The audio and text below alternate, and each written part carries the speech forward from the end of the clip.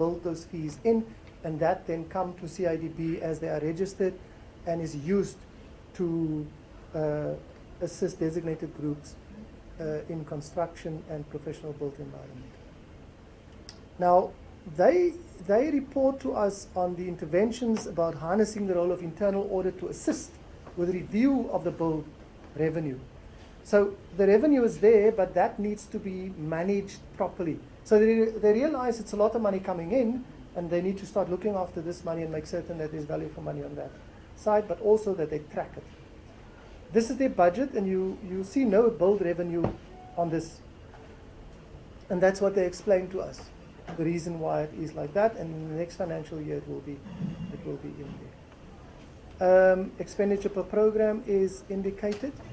Now, this is the issues to note. Compliance with the registration of projects, which is a precursor to the build program, is very slow. They say it averages 28%. So you can imagine if it's increased, the amount of money that can be generated for these, for the purpose, in other words, that of assisting the development of people in both the construction as well as the professional built environment.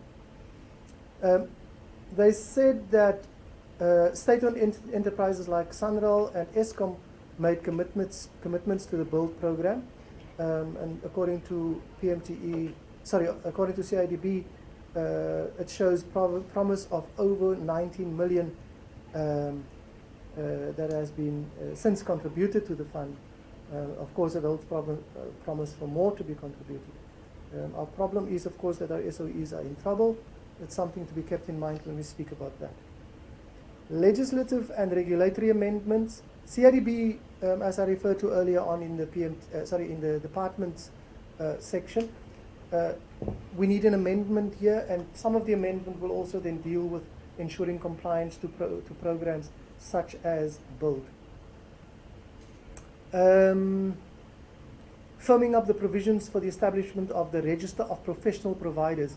Members, this is a very important one that we need to give more attention to as a committee.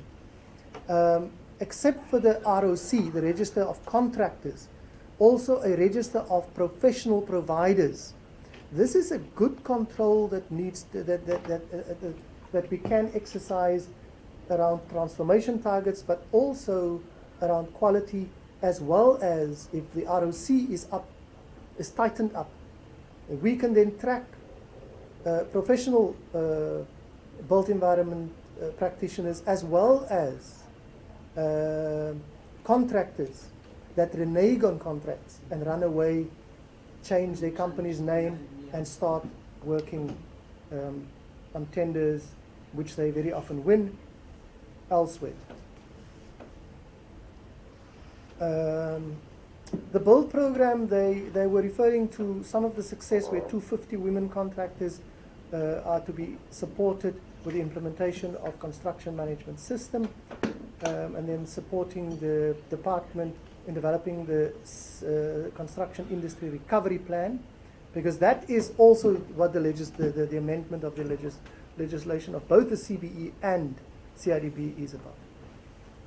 Interventions to improve infrastructure spending, that's the issues around FIBDIM and IDMS, which I presented to in the strategic plan of this committee. We go to CBE.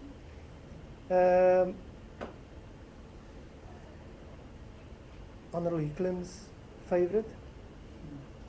The budget is shown, and the matters here is all of those that Honorable Hicklin mentioned and other members mentioned. Research and development. We refer to the fact that previously we referred to as a committee to underspending of allocated funds for research and development, policy and knowledge management. We wanted to know which research, policy and knowledge management programs were in the pipeline. In other words, that's the first question we asked under the department. Applies here as well. If you budget, show value for money. Registration of built environment professionals. We stressed the need for CBUE to use the research policy and regulatory function that it has and its allocated budget to ensure that built environment professionals in the PMTE, DPWI, municipalities, and all departments are registered with the CBE. We said that because we know from experience that in local government, very often stretched municipalities would use PBEs that are not registered with the CBE, and that is just going by the wayside. But it threatens lives in the end. Bridges can fall on people, roads can sink in and cause damage. Adherence to the Promotion of Administrative Justice Act by CBE, the independents when they're busy with investigations, the CBE gets complaints and they must then investigate those complaints, and very often the clarity on how independent the investigators that are appointed in these cases, that has come to the fore, and we are just urging them that under Program 5, their Program 5, they must ensure that they adhere to, comply with the PAJA for these activities to be done fairly, independently, and fully protecting the rights of individuals and institutions. Empowerment and Economic Development Program. The estimated expenditure of this program remains as previously, and members said this seems to suggest that the targets in your APP won't be reached. You state APPs, but your budget doesn't show a high enough allocation for you to actually reach those targets that you state. A lack of compliance reports. No compliance reports were completed by the CBE. Members said this raised questions on how these would be completed in the coming financial years. And we said they need to supply the committee also with the names of the new council members. Because we had new council members, they report to us, but we don't know who reported to us. We wanted that in the organogram. The importance of transformation, as if we still have to say so, Chair. Inclusion of new built environment and professional councils. We have seen the welcome addition of new councils, and the members congratulated the CBE on that. Here is the stepchild, the IDT, that should not be the stepchild. And we refer in this first section to that historical, somebody recently in another context spoke about, you must remember it's a history of emotional targeting. And this has a feel of that. Real emotional issues that were raised here, including, we have to be honest, Chair, the loss of life in at least one person when this entity was almost dissolved. The background also speaks to that matter. I just see something that's in, the incursive printed portion refers to, quote unquote, the IDT must be transformed into a government development agency that will implement projects which are commissioned by government departments. It must cease to be a civil society organization, an independent agency or funding agency. That comes from a quote, Chair, in a report that was done in March 1997 on the IDT and the restructuring of the IDT. It was a report that was made to the Deputy President Thabo Mbeki. The report was called Structural Relations Between Government and Civil Society Organizations.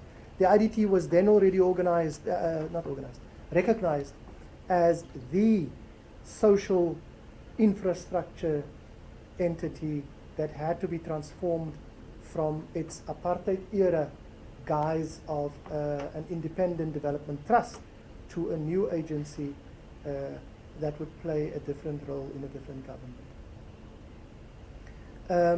The problem is that what happened with the possible dissolution had huge negative effects, and it continues to be there. Sorry, I see a concord of the verb error, Chair. Mrs. Aronson, my standard 8 English teacher, grade 10 English teacher, is still robots of the verb. So Chair, we with the entities we did something different. We put summaries of challenges In the case of the IDT, we referred to the long drawn-out transformation process, not converted from Schedule 2 to Schedule 3A public entity, as was promised. Inez can recall. The policy leader and the department, as lead department, did not report on progress with the implementation of any aspect of the 2018 turnaround. And in spite of knowledge that the IDT was unable to collect management fees from client departments, we don't see such a strategy in place. And so these enumerated 6 points refer to all those problems, the sixth one being one that members have been saying over and over. The IDT suffers from a trust deficit with government departments, and what they do now, including our department and the PMTE, it hands project management and maintenance services to KUGA, DBSA, and now also the IDC, and not to the IDT. There is a section on addressing the challenges that refers to how the board was stabilized and how it's attempting to establish trust and reconfiguring the IDT in the future. We've all read those sections because the report was sent early to members. And then it refers to strategic positioning. The spaces that members see we will fix. And then it has the budget that we put in there. And there is an analytic portion here on the budget. The one aspect that is relevant to look at is not for now necessarily, but in the annual report stage, for the committee to look at the non-state sector EPWP that IDT manages for the department, and that is a thing to keep our finger on, because it's the one thing where the department used the IDT, but instead of using them for construction project management and maintenance purposes. We made a note on litigation and capital expenditure because in the deliberation this came up. And the APP also refers to it, and then members spoke about this. There's a high litigation list, and I think it was Honorable van Schalkwyk who asked this question. Or Hicklin, can't recall precisely. The litigation list, does it include the court proceedings? Sorry, first of all, mediations were one, and the department and IDT does this, where they take it to the labor court to review the CCMA recommendations. So the question was, does the litigation list include the staff? And the answer was yes. So it is something that there may be a need for a report with more detail on this. These are the matters raised in the deliberation that I just went through. I'm not going to go through 55 and 56. We move to Agrimor, somebody's darling entity. She apparently adopted the entity away from the committee chair. I'm just teasing. So the tasks and the mandate is stated as always. The budget is also provided, and we speak to the budget a bit. And then we speak to the matters that emerged in deliberations. There was a congratulation, and this is quite good to see. You're not even busy with your legacy report yet, but in your APPs you can already see results. This is clearly 651 is a result of this committee doing its oversight work. This committee right from the start said to Agrimor SA, why do you not brand and why do you not market? Nobody knows about your stuff. Well, they now have stakeholder events. I think the committee went to it. Yeah, we went to the committee went to a stakeholder event, and there's a lot of work being done between Agrimor and human settlements and other departments, water, sanity, transport, with some of the road surfaces. The entity also spoke about its eco-labeling. This promises to bring in a lot of money for this entity, and it promises to put the country right up there when it comes to environmental friendly building methods, and this is where CBE and CIDB must work with this entity.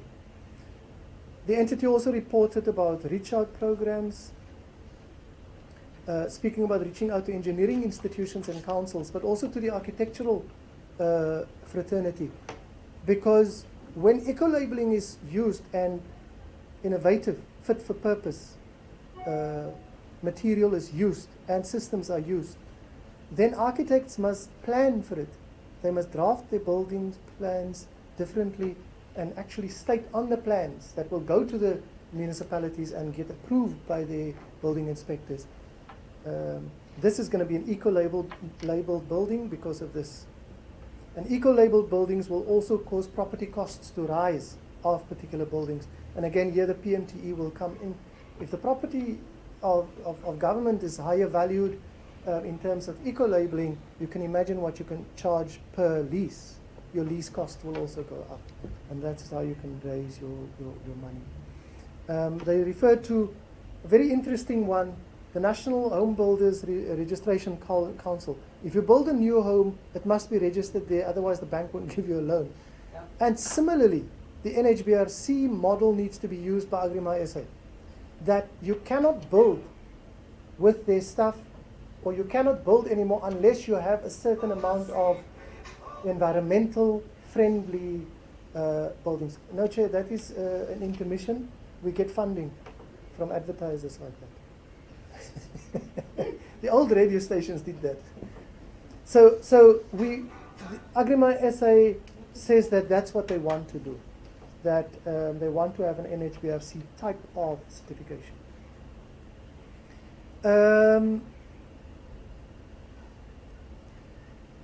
Did I go through all the entities? We did, oh. In our recommendations. Just to remind we yes, have been given this venue for a short time. Up to 5. No, Chair, we'll be finished at 22:05. So having considered the planning documents and budgetary allocations, these are the recommendations, Chair, from 7.1 down. We ask for a report on the debt collection strategy that would enable the PMTE to recover fees that the client departments owe. The PMTE remained unable to recover funds owed so that properties can be maintained according to the fixed schedules. So that report will cover that stuff. The report, second one is the report on improving the manner in which the department and the PMTE uses the budget to reach stated performance targets. Let me just put performance in there. I won't take long. Performance. That's how you spell correctly. You sound it. So that delivery to client departments are improved, specifically regarding these. I'm not going to read all of them. There are 5 of those, and they include everything from construction, project management, etc., that we referred to earlier on. Then a report on, this one is called the Mashele recommendation, a report on the geographical positions on further detail of the status of each project, etc. We read that one out fully earlier on. 7.4, a report on the geographical positions of also the stated 109 infrastructure projects in its APP, with further detail on on the main and subcontractors. And then also the environmental impact and social impact assessments. 5, a detailed report on cost, the initial cost of the Archibus, as well as the service providers, staff training per module, and they must come do a demonstration. But we sneak this one in, Chair, but we are already going to, I think, put it into one of our items for the next term. So the committee must please forgive us for doing that. 6, a report on a system to track cost to company, meaning the department and the PMTE, for all infrastructure South Africa project as per the MOU with Treasury, DBSA and EDC. SA that assists knowledge of precisely what the responsibilities were of each party, what the workflow was of infrastructure project, and how the funding could be tracked. We're asking this, Chair, because we struggle to find out how to do oversight over those infrastructure South Africa projects, so that we can then figure out how to do it with them presenting to us. 7, a report on a total facilities management system, its compliance with GIAMA, replacing the ad hoc maintenance of immovable assets with a scheduled maintenance strategy stated in each user and custodian immovable asset management plan. My understanding is that if you implement GIAMA properly, that you will have per building a scheduled maintenance plan. So that's there, 7. And 8, a report on the trajectory of the PMTE to become a fully fledged property management and trading entity. Those italicized things there don't have to be in this report, but when Nola and I talk to them, that's what we will tell them we want in their presentation. 9, a report on a strategy to ensure that the women and disability and youth targets are raised above 45% as a performance indicator. 10, a report on tracking and monitoring mechanisms for all of the infrastructure. I think I'm repeating one of the recommendations. I'll check on it. If it's a repeat, I will take that one out. 11, a report from IDT on alternative funding. Members may recall that they said they were going to work on alternative funding, but we didn't hear from them precisely what it was. And so we are asking them to come and talk to us about that in a meeting. And then, where am I? 14. 12. I want to be finished before 22. A report on litigation. And that's where we will see the split between contracted project management contract works and that of the former staff. And we ask that they split it like that for us. 13, a report on progress with the Minister's policy leadership to include the IDT as a preferred service provider for the department and the PMTE instead of KUGA, EDC, etc.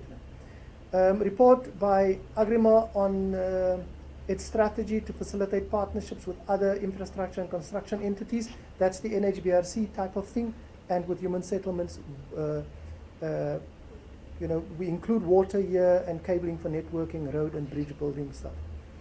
A report by Agrima again on that certification aspect, NHBRC one that we referred to earlier on, and 16, report from the CBE on using allocated funds for research, development, policy and knowledge management as referred to earlier on in deliberations. 17, a report from CBE on investigations into professional affairs and adherence and compliance with PAJA. So 18, a report on CIDB, from CIDB on key matters, 1, 2, 3, 4, 5, 6 bullets that include the build program and how they're going to get large private infrastructure and construction project providers to participate.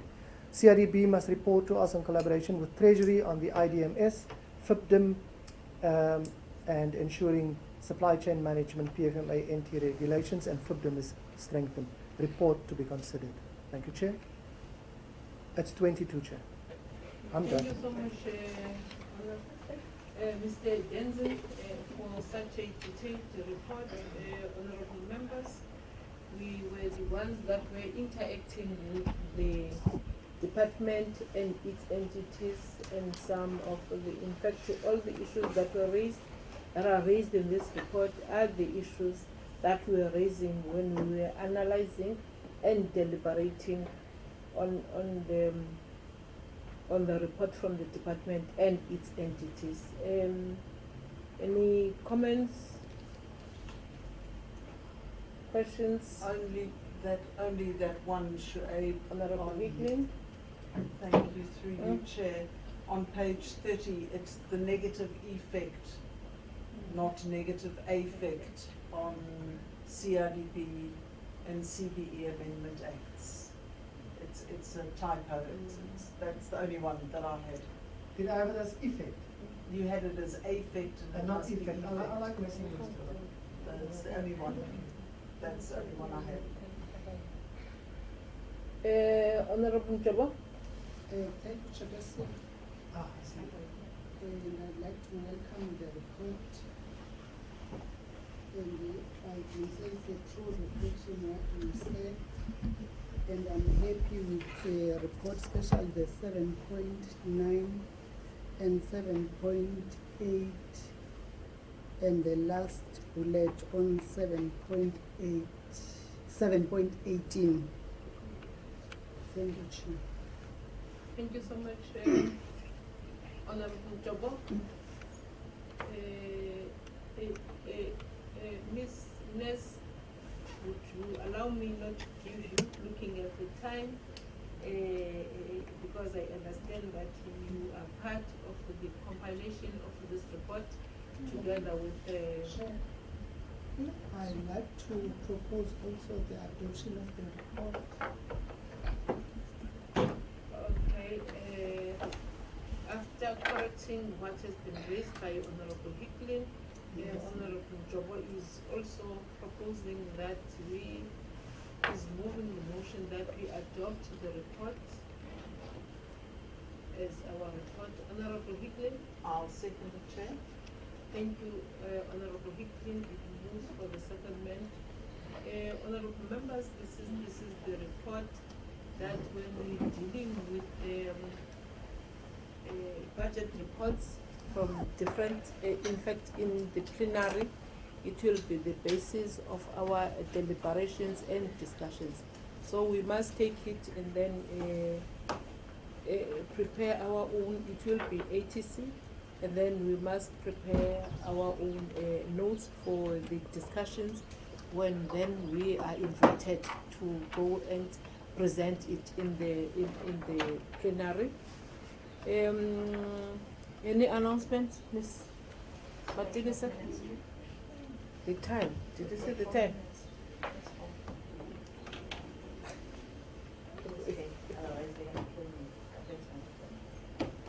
The issue of the minutes, Yes. how many sets? How many sets? I will propose very quickly.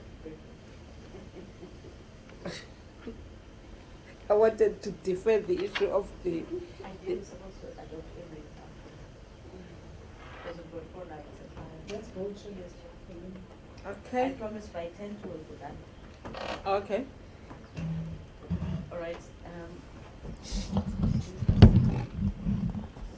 Thank you, Honorable Chair. There are 4 sets of minutes that are in front of the committee for consideration and adoption, most of which were already sent to the honorable members a couple of weeks ago because they were supposed to have been adopted at that time. The first set of minutes, Chairperson, are the minutes of the meeting that was held on the 22nd of February, where a petition of the Brackendown Police Station in the city of Ekurhuleni, which was tabled by Honorable T. Botlani, was considered by the committee and adopted. I'll pause there, Chair. Thank you, Ms. Martinez. Are these minutes the true reflection of what we deliberated when we were dealing with the petition about Ekurhuleni? I will propose chair. Honorable Francisca May, I'm seconding the Chairperson. can you go to the second link of minutes? The second set of minutes, Honorable Chairperson, are the minutes of the meeting that was held on the 15th of March, where the Auditor General presented to the committee the audit action plan of the department. This is the meeting that was also supposed to hear the APP of the department, but because of the transition between the old and the new executive authority, so the department had not tabled the APP at the time. Thanks, Chair. Thank you so much, Nala. I think we will all remember when we had to cut the second item of our meeting in that particular day, because at the time, if we can say we were in what transit or whatever, at the time the new minister had not been sworn in and the new deputy minister, we were just, we didn't have the part of the executive. So we had to cut the issue of the APPs and refer them to the next meeting. So are these minutes the true reflection of what we discussed on that particular day, Honorable Jobo? I propose Honorable Joe moves that we adopted the minutes. I'll second, Chair. Thank you, Honorable Hickley.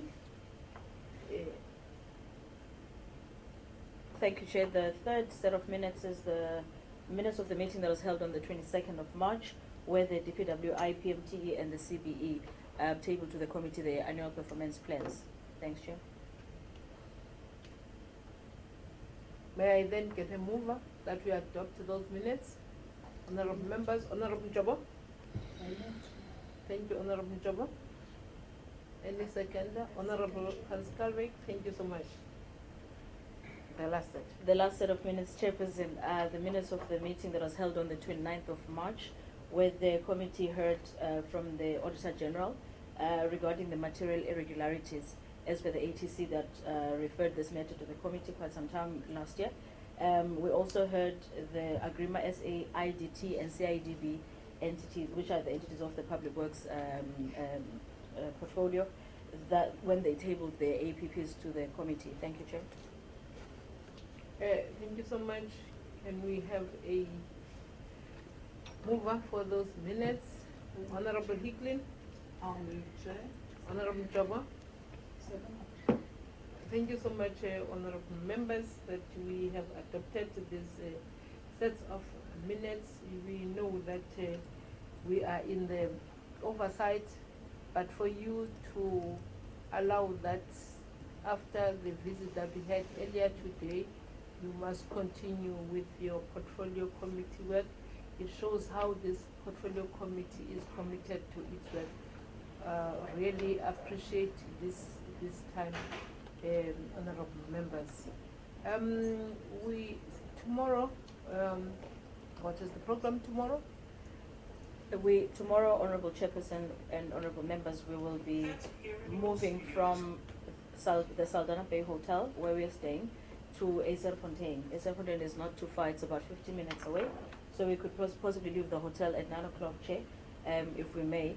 So we'll start with our program in Fontaine Harbour in the CSIR building. Is it CSIR building? I think it's something like that, or NHRI building in the Fontaine Harbour, where we'll be meeting with the service provider that's managing the harbour on behalf of the municipality. And as I highlighted yesterday, Chairperson, that there's no harbour master that's been appointed by the DFFE, because they stated that that's an unproclaimed small harbour.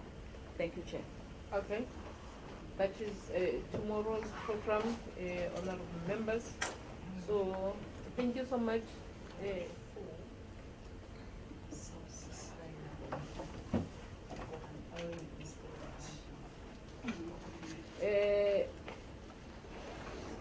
Thank you again, honorable members, for your deliberations. Earlier on, when we were dealing with the oversight visit, the reports that was presented to us, and now when we're dealing with our budget report, I could see that some members who are not part of the committee felt that we were behaving in a certain way. They don't understand that we always do that. And I really appreciate whatever that we do, we always do it in a manner that has dignity, that has integrity, but we don't forget that as public representatives, we have work to do. So thank you again, honorable members. Tomorrow in another harbour with all the vigor that we have. Thank you. Thank The you, meeting is Chair. adjourned. Thank you, everybody. Formally congratulating Honorable Mashele. My person. for